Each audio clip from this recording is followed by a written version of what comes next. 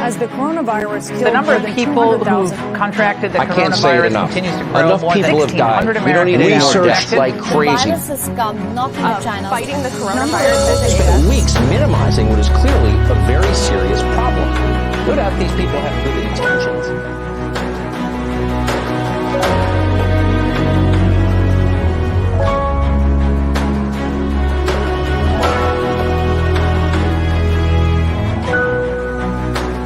I think the pandemic has reminded us how we do not have enough doctors in the right specialties and in the right places. Since the beginning of the pandemic, if you would try to remember, doctors have been working round the clock in order to save the lives of people. And in the process also of doing this one, many dedicated doctors succumb to the deadly virus. And we know all that one in many news that we have seen. We also see hospitals overflowing with patients, understaffed, but then the battle continues. This in itself is a manifestation that the growing need for doctors in every corner of the world remain to become a reality and at the same time a problem. The path to a significant curricular reform is a difficult thing because of a variety of factors, to include the challenge of physical distancing, since we all know practice-based learning is the backbone of education, especially among doctors. We need to see patients. We need to harness our skills, knowledge, and attitude by looking at patients, okay, so that this would be able to enhance or forge our professional identity and develop an orientation to a patient-focused based care that would shape the practice of future medical doctors.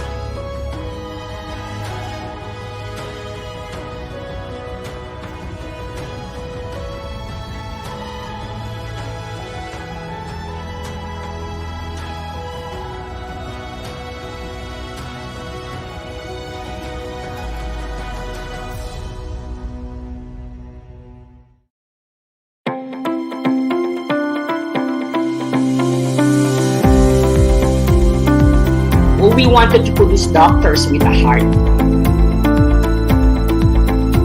And our goal is also to define a unique characteristic that will be anchored to the local needs and national health needs of the people of Mindanao. I believe looking at the vision mission of the college and influenced by the universal healthcare law, I think we seek to envision and integrate a comprehensive approach that will be cost-effective, promotive, and preventive, as well as curative, palliative, and rehabilitative, one that would encompass the entire domain of the individuals and the population, particularly here in Mindanao. For we are trying to be committed in producing medical doctors imbued with a heart to serve and is willing to contribute for nation building in our country. And I think this is always a possible. This is always our strategic plan to set apart GMC as a college of medicine.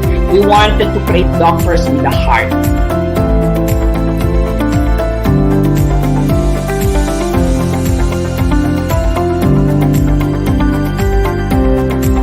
We are very lucky. We have our own LMS, the Learning Management System, powered by Huawei. This is the first in the Philippines. Everything is there in terms of lectures, in terms of resources for learning. And I think our new generation could adapt of it because these are the computer-based population. The COVID-19 has resulted in schools shut down all across the world. And education has changed with a distinctive rise in the new method of learning. And I think adaptability and ingenuity were the two core values that we have learned from this experience. Dream big. They have to dream big. Dare to dream. As long as you have the dedication, you have the passion of becoming good doctors in the future, we welcome you to the College of JMC, especially in the Department of Medicine.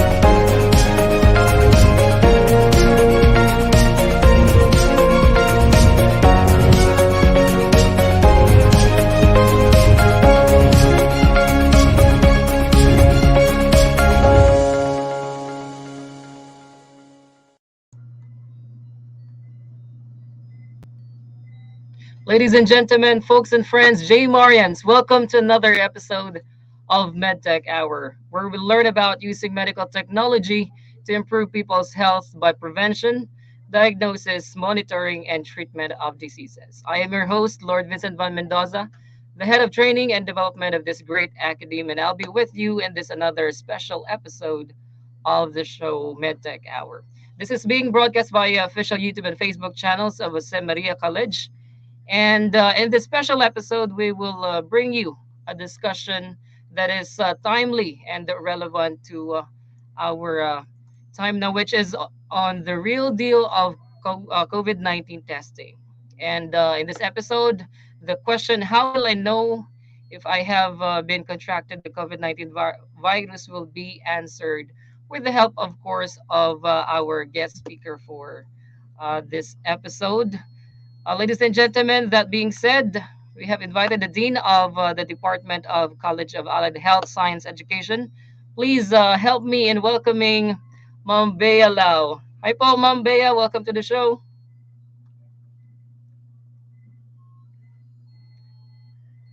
Alright, Ma'am Bea, naka-mute po kayo.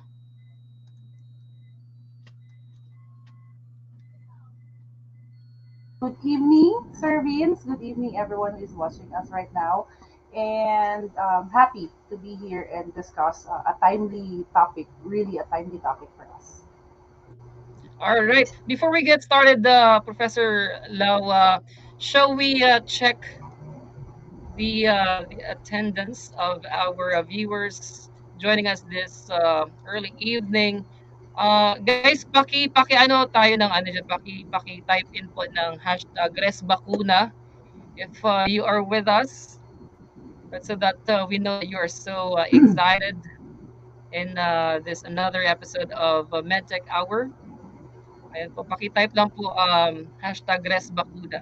Especially sa lahat po ng mga nagpabakuna na. Alright, because ito yung pag-uusapan natin na this afternoon. Ayun, there you have it. Yep, welcome to the show, Sir Francis Cedillo. Hashtag #resbakuna din daw. Also joining us is Vic Oros. Ayan, nagpa-hashtag #resbakuna na rin. Yep, also joining us in the show this early evening is Mamila Ambrosio. Hashtag #resbakuna din. And yeah, good evening to my cousin. Shout out to my cousin. She's watching now, Hannah Manding. Hashtag Les Bakuna din. Welcome to the show, cuz.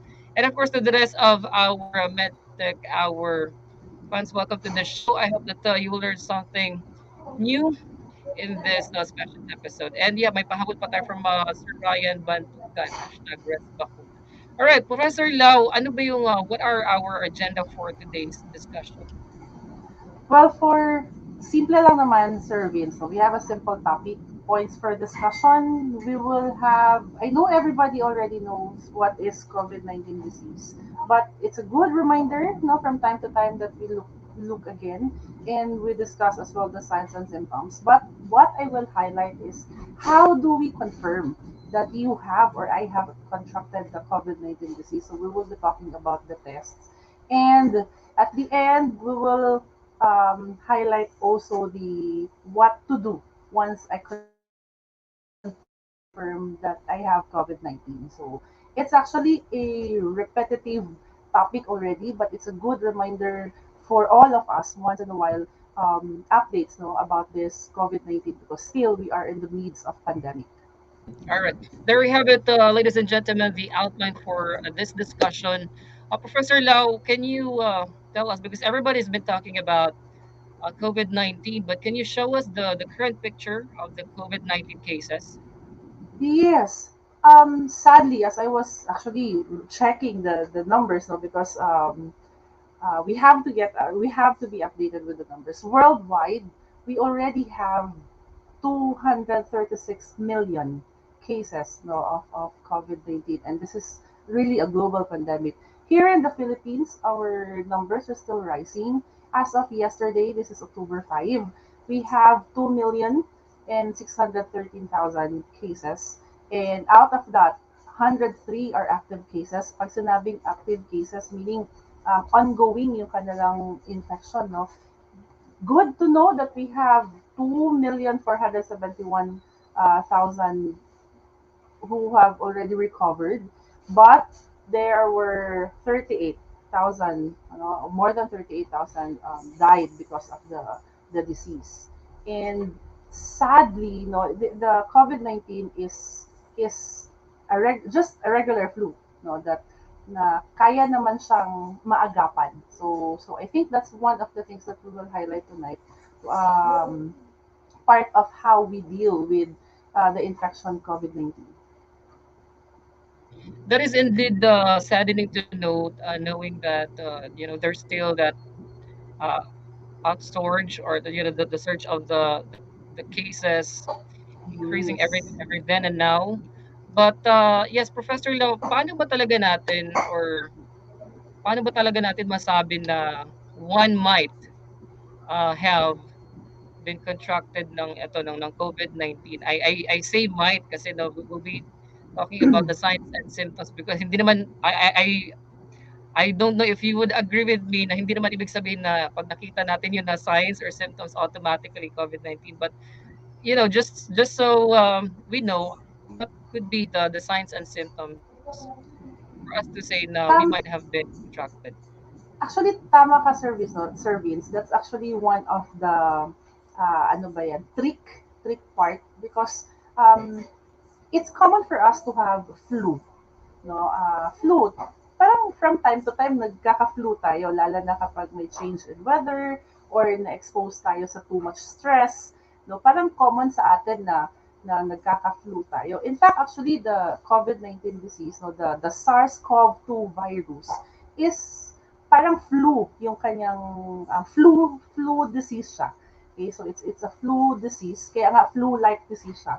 So, kapag tinignan natin yung common symptoms niya, when you look at the common symptoms, fever, you get fever, which you also get when you have the regular flu. Merong cough, yung feeling tiredness, no, you tendency that you feel weak, and one of the things na kapag sinisipon tayo or yung going no flu na, di ba medyo nawawala yung panglasa at saka pangamoy natin. So there is really loss of taste or smell in the sense na yung nagkaka-flu ka. Now, ito rin yung sa COVID-19 actually. So you will have fever because of the fact that you got infected with the virus. And then since lungs yung kanyang target, nagkakaroon ng trigger, no? Kaya nagka-cough, nag-feeling ubo, no? Nagkakaubo. Tapos, because of the infection per se, ano yun yung pagod, parang feeling mo pagod ka. And one of the evident talaga in most cases ng COVID-19 is talagang there is nawawala yung panlasa, loss of taste and sense of smell. So ito yung common na symptoms. And sometimes kahit na sinabi natin common, hindi pa rin lahat actually na nagkakaroon ng ganun na symptoms, no? Meron iba, wala yung fever, wala yung cough, pero nandoon yung loss of taste and loss of smell. Eto din, meron ding other symptoms, sore throat, no, nangangati yung lalamunan, headache, aches and pains kasabay ng tiredness. May iba nagkakaroon ng diarrhea, loose bowel movement as part of the effect.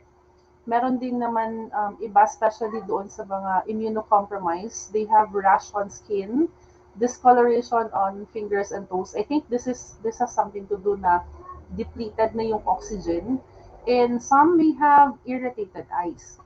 Serious symptoms na ito talaga yung considered na delikado, no, kumbaga very symptomatic. Ito yung as much as possible medyo kailangan dalhin na diretso sa hospital is when you experience difficulty of breathing or shortness of breath. Hirap ng huminga. Okay? Kapag hirap na kasing huminga, delikado na yung, kumbaga, the absorption of oxygen is already depleted. And we all know na kapag depleted yung oxygen, all the functions of our body will also go down. Okay, so as much as possible, we will not wait na magkaroon ng difficulty of breathing.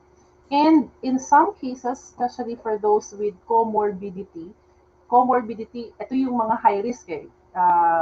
Yung merong diabetes, may mga hypertension, no, existing na nila ng mga sakit, tendency is they will have this loss of speech, no, even for mobility, or they will be confused. And of course, yung chest pain, which is very alarming because this might indicate cardiac arrest. So, ito yung mga serious symptoms. Now, when you look at it, from the very common up to the serious symptoms, as much as possible, doon pa lang sa common symptoms, let us be conscious. Let us be aware of the possibilities. Um, Mas maigi na ata yung sigurado tayo kesa sa in denial tayo tapos hindi natin alam na meron na pala tayo ng infection. So these are the symptoms of those with COVID-19. But again, there hindi siya exactly the same, no, among all talaga. Merong iba na konti lang yung kanyang symptoms, meron naman iba na parang inubos niya lahat ng symptoms. So it actually depends on the immune system as well of the person. I see. That's good to know.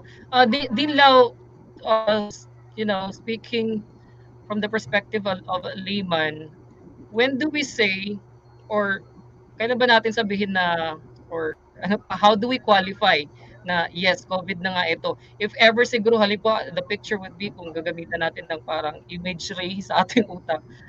Siguro ano tayo ng Google form, tsaka may tick box. Kumbaga Ilan ba mag-checklist, no? among the symptoms at saka including the serious symptoms ang dapat na present or observable for us to say na yes, COVID na talaga ito? Actually, sir, it somehow depends. Ito based on experience, no. Sa ngayon kasi sa panahon ngayon, parang it's so normal to hear that one of your friends are on quarantine kasi nagka-COVID sila. Most often, ang nagiging basis nila, no, na nagpapatest sila is because when they are exposed. Here in Davao, we have this contact tracing mechanism na kapag na-expose ka, diba, the city, because of the help of the QR code, the city, yung sa ating contact tracer, they will actually send us a message that you are exposed to someone na nag-positive for COVID. And sometimes, most often, yung mga kakilala ko, kahit na yung mga kabaro ko ng mga medtech na who are working in the laboratories, most of them are asymptomatic. Pag sinabi kasi natin asymptomatic, no symptoms at all. Walang fever, kung meron mang cough, very mild,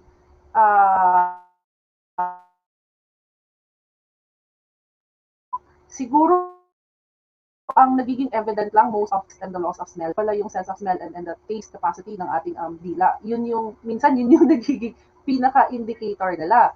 Okay? But most often, ang nagiging kumbaga criteria nila, nagiging checklist is when they know that they were exposed to someone na may COVID. Pero, based naman dito sa experience, yung dito sa amin sa local community, no, where I am residing, most uh, kadalasan ang naririnig ko is inaantay nila na magkaroon ng difficulty of breathing. And if that is the case, we are not actually helping the community, no? Na antayin natin na hirap na huminga, and that's emergency. Kailangan kang dalhin kaagad sa hospital.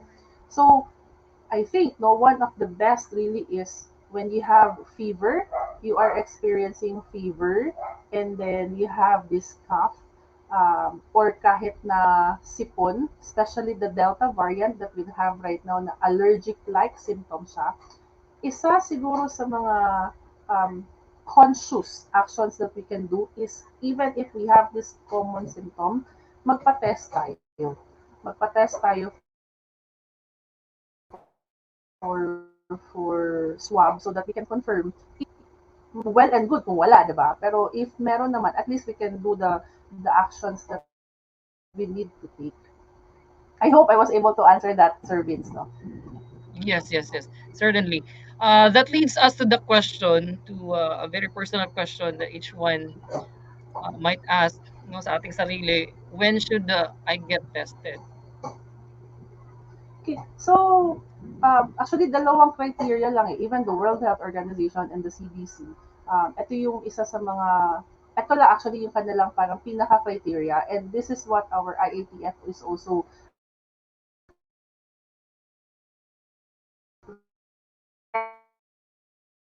recommending for all of us. If you have the signs, especially if you are exposed to someone with COVID-19 disease, you have to get yourself tested talaga. Actually, not only you, even yung kasama mo sa bahay, no? Yung immediate family or the group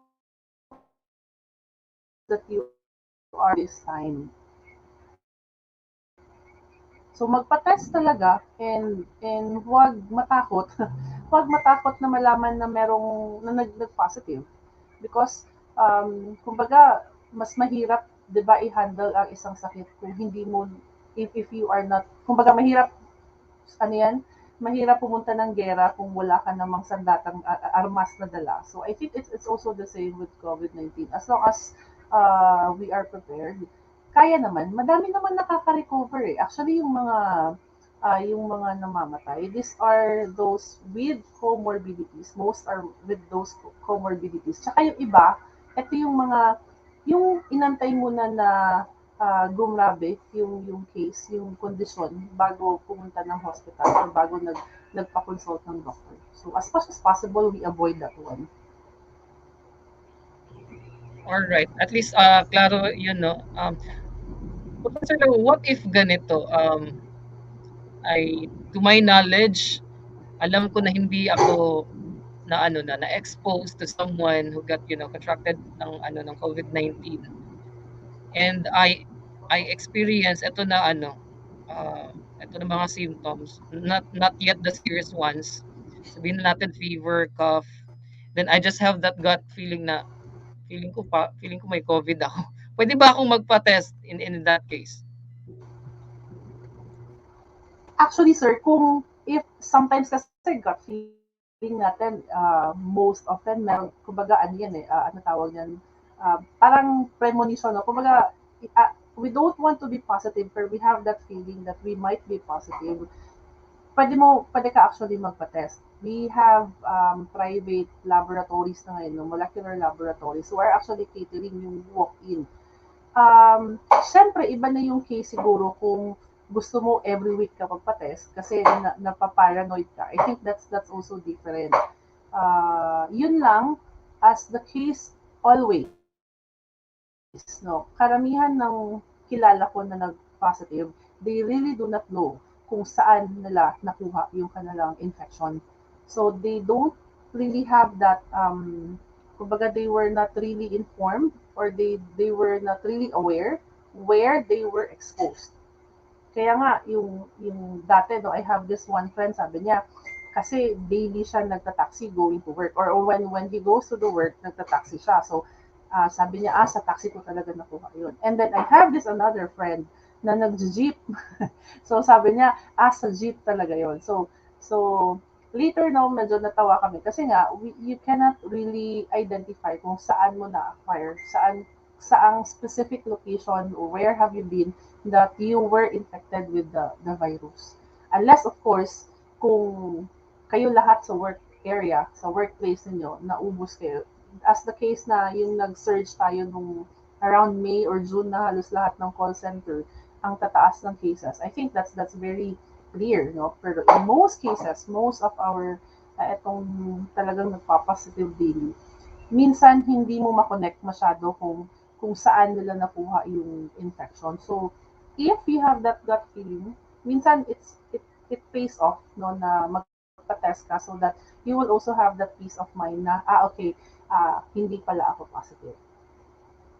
Yun siya, sir. Actually, kailangan din natin minsan pakinggan yung gut feeling natin.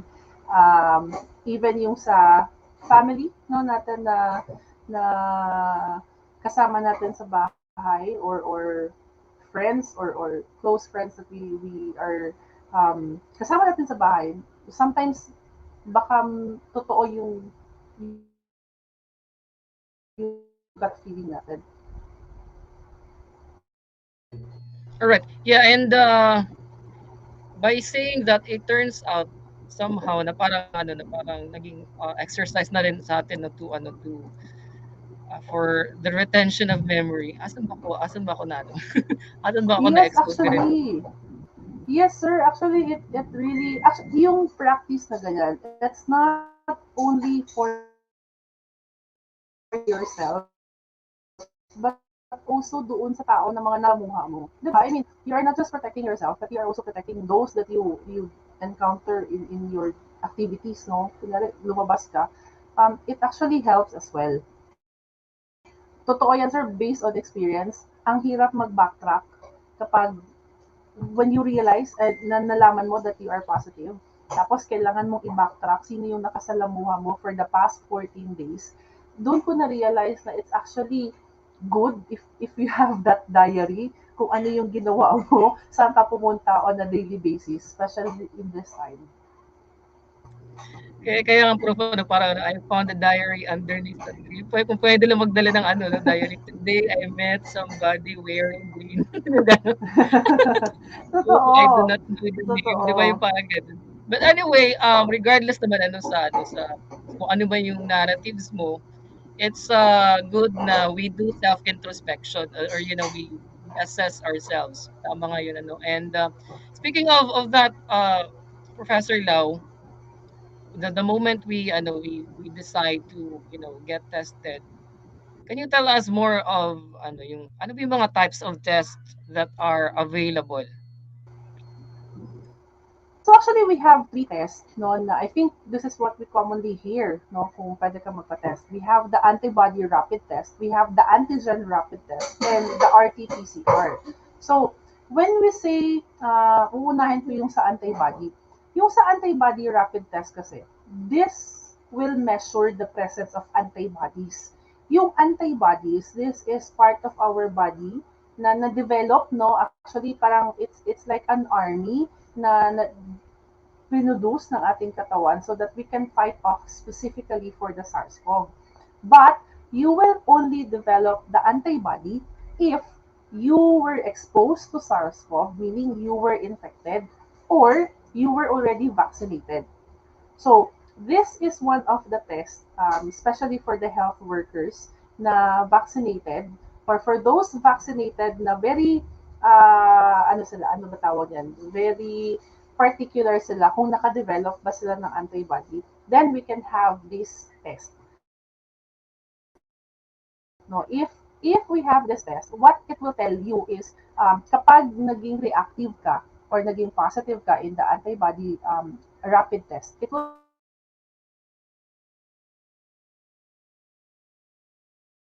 tell you that you had exposure, okay, okay, because of the infection, meaning na-infect talaga ng virus, or because of the vaccine, okay?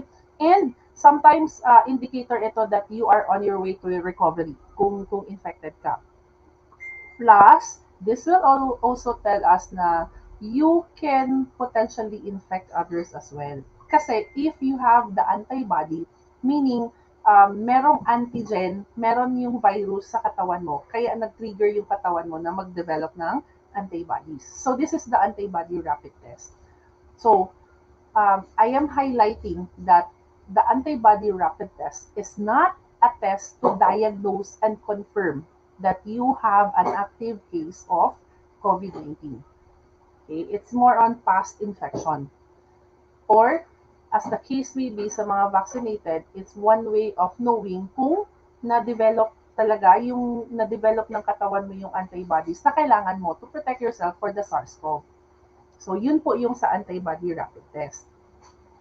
Now, pinaka-common actually na ating, 'di ba,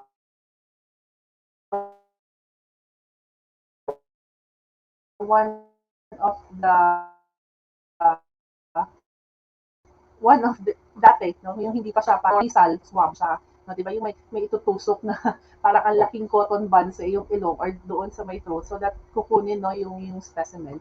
With that throat swab, nasal swab, we can test antigen rapid test or the RT-PCR. Now, both of these tests will tell you that there is a COVID-19 infection. Okay?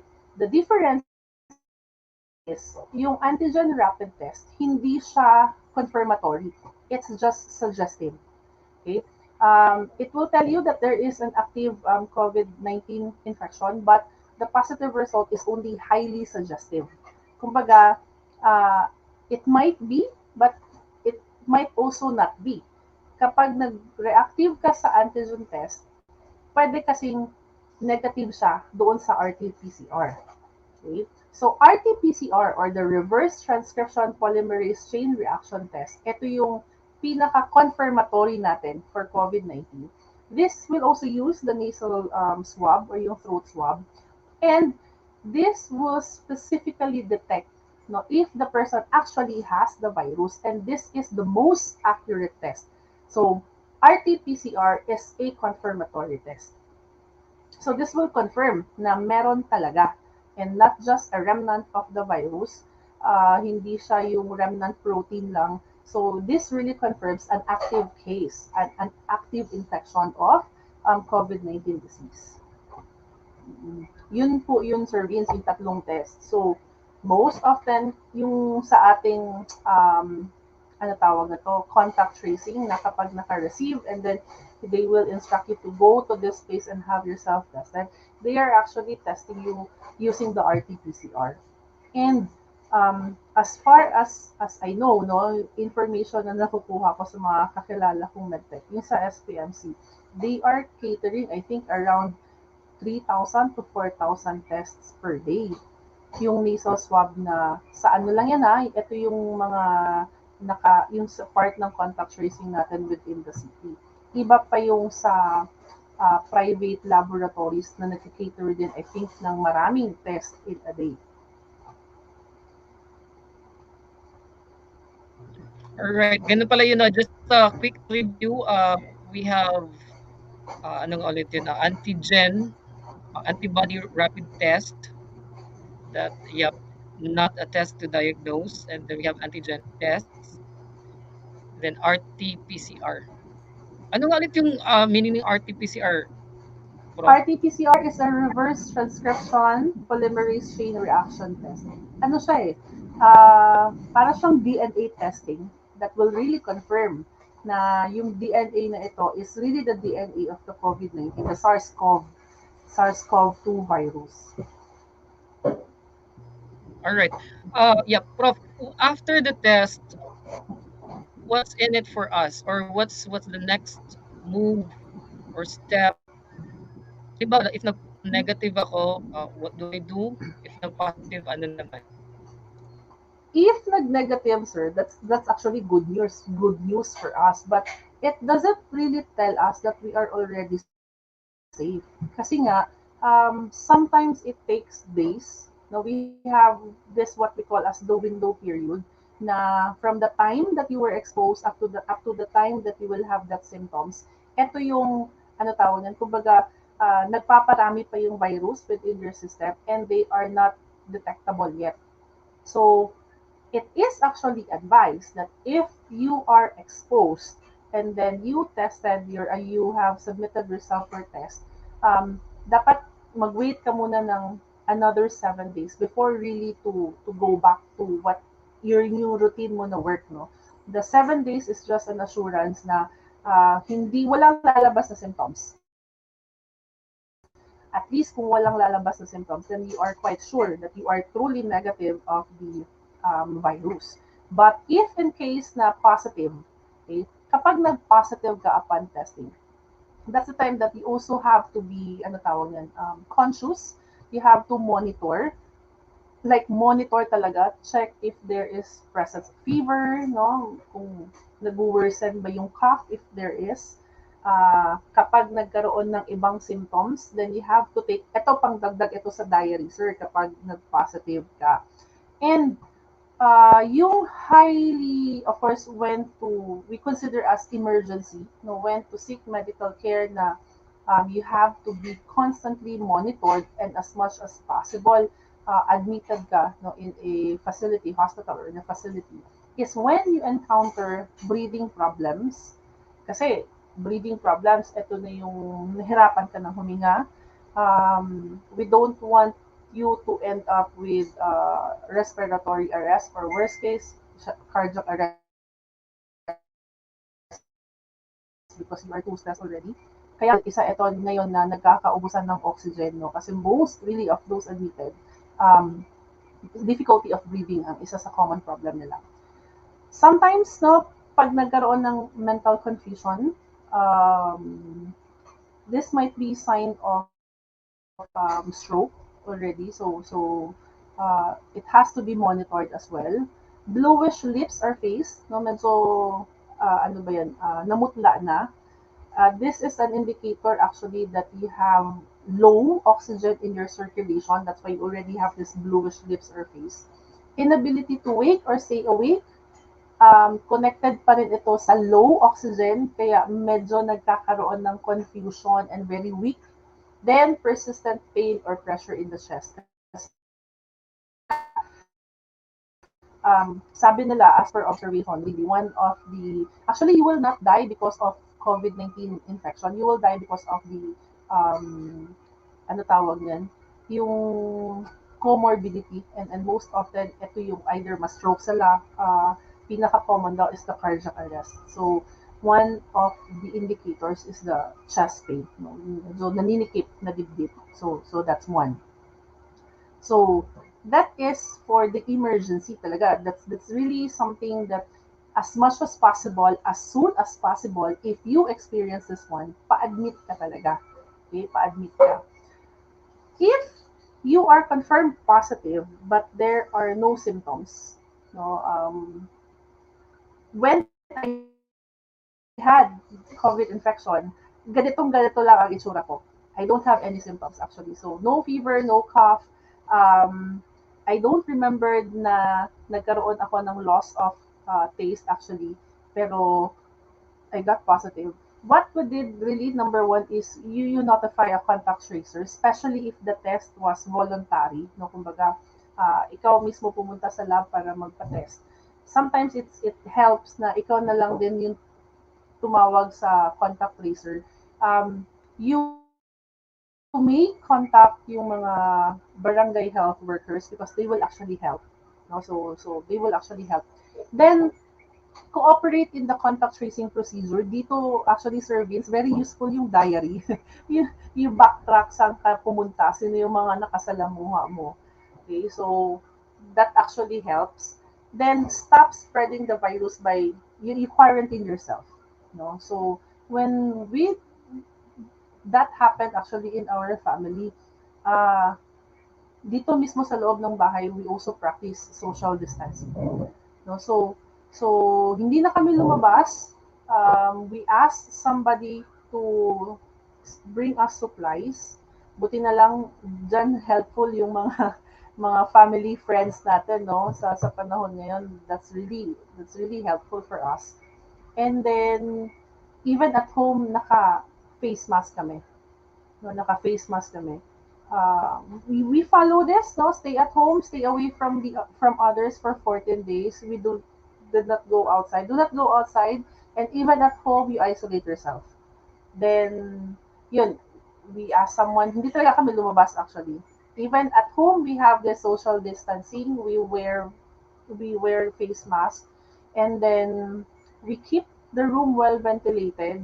In fact, during that time, we were not really using the air condition. Naka-open lahat ng windows and then electric fan. If sharing a room, still social distancing, no? And then proper hygiene, really proper hygiene helps. Yung hand washing, I think something that we have to constantly remind everyone is proper hand washing. Hindi nga necessary na alcohol or yung mga um, sanitizers yung dala natin. As long as we have water, we have sink, no, kung saan tayo pwede maghugas, and soap, no, antibacterial soap. Actually, any soap, basta hindi lang siya yung no other add-ons. Sorry. Hand washing is much better than using alcohol. Okay? Then monitor yourself for any symptoms. That really helps. Bahala na paranoid. If you will monitor for temperature, morning, lunch, and evening, then that's well and good so that at least you will be able to identify yung timeline.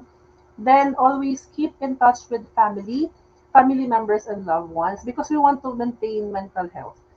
totoo ito, Sir Vince, isa yata sa yung hirap, difficulty is not when you acquire the infection, but actually the mental health when you are in quarantine for 14 days. Okay, so yun actually yung mga ano tawag niyan, isa sa mga I believe so. This is one of the struggles and challenges yung mga naka-quarantine, no? So keep in touch with family members and loved ones. Yun talaga, yun yung pinaka-importante, no? And you remind me of na almost lahat ata ng aspects, ano, sa health, sa kahit ano pa dapat unahin talaga ang sarili. Yes, Hindi pa hindi totoo. pa hindi pa lang Mm. bawal ano, pero dapat unahin ang sarili you take care of, yourself, lalo na ikaw, Prof, kasi may isang sign ka na, umubo ka kasi kanina. Oo nga eh. Alright, yeah, in relation to that, Prof, here's one ano kasi, I want to ano this for now. From Casa Lorenzo, I have friends who survived COVID-19 infection, and unfortunately, I have also friends who did not survive. What should we do in order to survive once infected? Is getting vaccinated really an advantage? Alam ko talaga isa sa itatanong is the vaccine. But first, let me answer what should we do in order to survive once infected. Boost immune system. Even if you already are infected, what's really helpful is boost your immune system. Kaya nga as much as possible, during that time, we have reduced yung mga junk foods. So, fruits talaga kami, more on vitamin C, no, rich in vitamin C na fruits. And then, vitamins, we also take vitamins. We make sure that we sleep well. Kumbaga, ang batayan namin ng Sir Vince is, as much as possible, we will not feel stress. Kasi nga, isa sa stress sa trigger na bumababa yung immune system. So that's one actually that could help you to survive the infection if you already have it. But in the case, if your case is severe, COVID, especially if it's, ito kadalasan ng mga talagang namamatay is when they have a comorbidity. Kunyari, meron silang asthma, no cases of history of asthma, or hypertension, or diabetes. Ito kasi mas naha-hype, ano ba, mas naha-hype yung existing sakit nila, no, yung existing morbidity nila. That's why mas bumababa yung immune system ng patient. So, in that case, best, I highly suggest, no, na kapag severe yung case mo, as much as possible, magpa-admit talaga. No? Yun lang, one of our problems right now is most of our hospitals are already complaining kasi punong-puno na sila. No, kumbaga yung allotted bed space for COVID is really, kumbaga, maxed out na. So, one way really to help is we avoid as much as possible tayo, hindi tayo magka-COVID so that, ano tawag na, hindi tayo umabot dun sa point na kailangan nating ma-hospital. Now, the second question is getting vaccinated really an advantage? As vaccines really, kumbaga, the purpose of vaccines is to protect you against the virus. Vaccines really works. Kung mapapansin, I hope we will have a release of data, Philippines, no, especially here in Davao, but sa ano tawag yan, I think in Asia, we have data na they gathered those ano yan, profile who are currently infected, and it really shows na marami pa rin ang nagkakaroon ng COVID kahit vaccinated sila. But for those who have severe COVID, mas marami yung nagkakaroon ng severe COVID na unvaccinated. So, vaccines will not, ano ba yan, will not inhibit you from getting infected, but vaccines will help you not to, ano yan, not to have the severe case of COVID. So, parang kung vaccinated ka, may infect ka pa rin.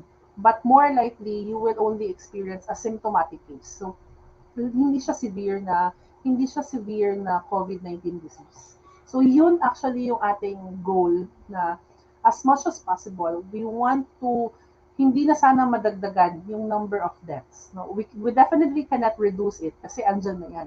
But as much as possible, we will not double the number. As much as possible, hindi na madagdagan pa yung number of deaths. So that's why rest bakuna as much as possible, get yourselves vaxxed. Um, Karamihan ng admitted, this is hindi siya official ha, but more of a hearsay. Pero karamihan ng admitted sa mga hospitals natin ngayon are unvaxxed. Unvaccinated sila. And they are experiencing severe COVID-19 disease. So yeah, for me, sa akin, vaccine really works. Yun, no? And since napag-usapan naman natin vaccine na prof, I have with me my vaccination card from yeah, Davao City Health Office. Pag-usapan natin yun yung yung hashtag what's in it for me. Ano ba yung mga perks of having been vaccinated? Siguro let's have our fair share mag-umpisa siguro ako sa yung sa akin. In my case, so parang marketing na rin so that you guys will also be decided na or get, you'll decide to get vaccinated as soon as possible. Sa akin, prof, is that I enjoyed, may mga kasi may mga perks sa mall, halimbawa sa mga food chain, that whenever you have the ito pag ma-present mo lang yung vaccination card mo, you get to enjoy parang there's like a freebie, some sort of discount. Di ba may mga ganun na in other, Yes, may mga perks. yeah. What about ikaw, Prof? Ano yung mga na-enjoy mo so far? Knowing na um, Actually, kasi kapag lumalabas kami, I also bring kids outside. Pero nasa loob lang sila ng sasakyan. So, yun ginagamit ko sa gasoline station kasi 3 pesos din per liter ang discount. Malaki-laki rin. alright, Yun po ayun pala actually, yun. oo. Oo, 3 pesos per liter. Malaki-laki rin siya. Kaya yun, madalas ko siyang gamitin sa pag nagpapagasolina. So economically wise siya guys na magpabakuna. you know. So anyway, it's just a matter of lang naman konting panahon lang naman yung di ba? Magtiis ganda ka lang sa may mga side effects talaga naturally pero yeah, kayang-kaya yan. Right? Prof, another from ito, Sabusab, Jocelyn. Ma'am Sabusab, Jocelyn. Good evening po, my family and I got positive po first week of September. Normal po ba nang hanggang ngayon, madali pa din kami mapagod kahit negative na po kami? Vaccinated po kami lahat. Po pala kami. I have read, alam mo Sir Vince, I have read one article na meron pa tayong ino-observe na parang post-infection effects. Yung mga ganun. Actually, this is a common observation for those who were infected with COVID-19, especially for those who were symptomatic. No? Uh, in the case of my husband, no first-hand experience, after niya ma-discharge from SPMC, siguro it took him a month or so before pa na parang bumalik talaga yung usual na breathing niya and yung hindi na masyadong tired yung kanyang feeling. And for those actually na ano tawag niyan, may mga kakilala ako na symptomatic sila. Ganon din, parang may similar, pero yung iba, kadalasan, hingal pa rin sila even after the quarantine days. So, I think this is one of the after effects of the COVID-19. Since this is a new infection, I have to be very honest that there is no definite na answer to that question. Kasi nga, ngayon pa lang no-observe yung mga post-infection effects. So I have read one article that's actually Asian article. No, it's a science write-up dito sa Asia. Yun yung common observation nila In fact, there was this one case na even yung sa hypertension, for those na hypertensive, part ng comorbidity, hindi masyado na normalize even after the infection. So, I think it's one of those kung napapansin natin even after discharge, no, kahit natapos na yung 14 days na quarantine, especially for those somatic, they are really advised na meron pa rin constant monitoring and constant check-up dun sa kanilang physician. All right. Ayun, I hope klaro, ladies and gentlemen, and to our MedTech Hour, and family members. Professor Lau, thank you so much. Please stay for a while. Do stand by with us because we'll have a short breather. And after the break, we're going to have our quick quizzer. That's our double Q on our MedTech Hour. Just to, to test whether or not nakuha ba yun ng ating audience. All right, please do stand by with us. Meanwhile, let us all together watch this.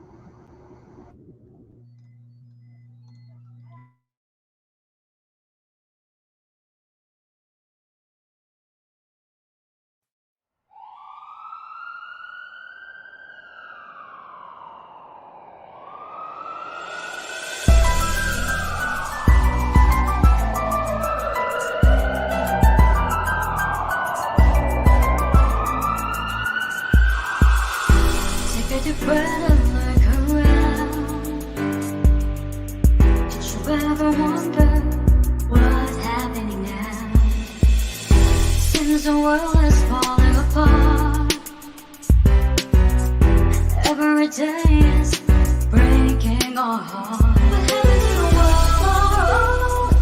If we're all lost, what happened to the place we call home? Let's fight the sun's enemy. Let's be one, you and me with unity. No matter what pain, no matter what strife, we can make it through with God on our side.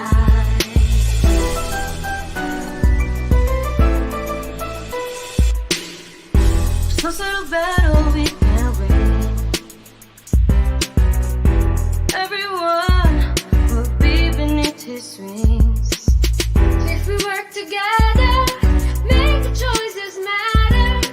We'll all be free from adversity. If we're alone, what happened to the place we call home? In the world our own, let's fight and be strong.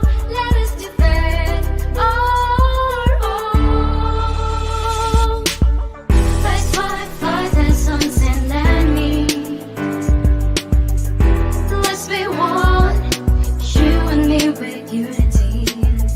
No matter what pain, no matter what strife, we can make it through with God on our side. Let's fight the sun's enemy. Let's be one, you and me with unity. No matter what pain, no matter what strife, we can make it through with God on our side. No perfect things can get better. To break, believe we can conquer. We stand to new things and we'll get there. Fear not, we're always together. No perfect things can get better. To break, believe we can conquer. Fear not, we're always together.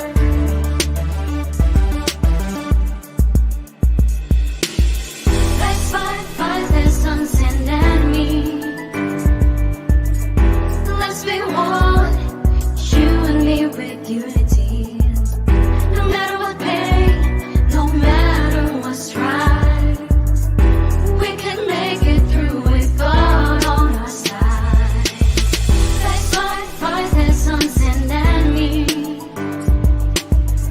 Let's be one, you and me with unity. No matter what pain, no matter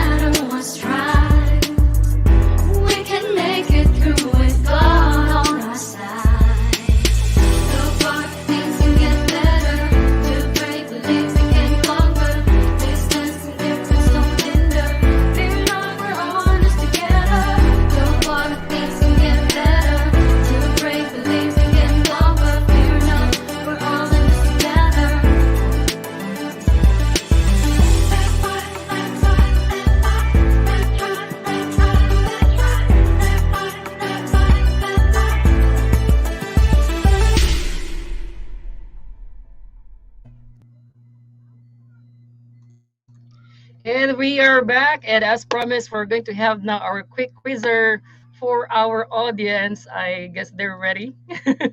All right. And it's going to be Professor Lau who's going to confirm whether or not your answer is correct.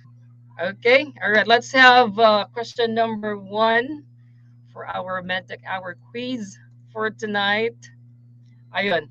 The first question is antibody rapid test is not a test to diagnose. Is it true or false? All right, please answer in this manner Q1 and then your answer Q1 true, Q1 false. All right, sige, let's try to find out. Sige, but before Yan, that, may antayin ano pa. natin kung may sasagot. Sige, sige, tignan natin na Prof. Ano.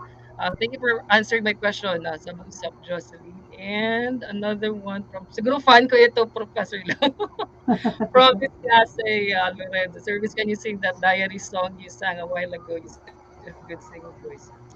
Um, next time na. But if ano ha, if it's good for your mental health, i-PM mo lang. It's a song by ano, by, sino man kumanta ng diary Prof? Brad, yeah, yung Brad, yung band ng Brad.